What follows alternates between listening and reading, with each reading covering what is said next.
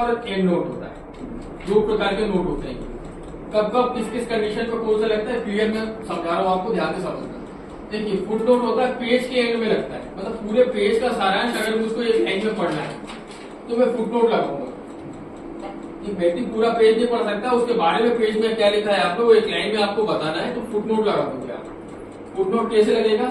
ऊपर टैब मेनू में जाओगे, इंसर्ट मेनू में जाओगे, वहां पे फुट नोट कमांड मिलेगी, उस पर क्लिक करोगे तो फुट नोट पेज के नीचे आ जाएगा।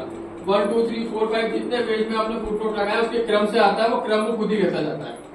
ठीक है, तो नीचे एक लाइन आएगी तो वहां पे कर्सर आ जाएगा और उसमें आप उस पेज के बारे में जो भी इंफॉर्मेशन देना चाहते हो, कमेंट्स देना चाहते हो या सारांश लिखना चाहते हो, जो भी इंफॉर्मेशन देना चाहते हो वहां पे लिख सकते हो। सारांश के अलावा दूसरी इंफॉर्मेशन भी लिखी जा सकती है। ठीक है, ये फुट नोट हो गया। एंड नोट दो कंडीशन में लगता है।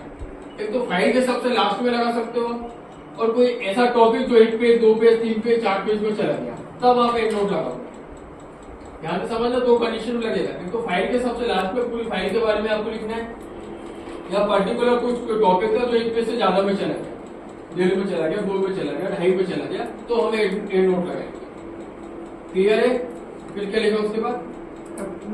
कमेंट्स।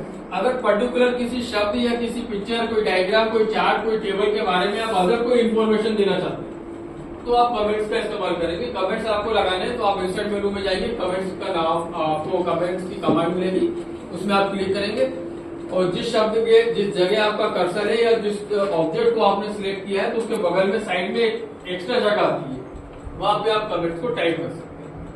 तो ये गो टू हमको इतनी जगह काम में आता है, 5 जगह काम में आता है, इससे 5-6 क्वेश्चन बनते हैं।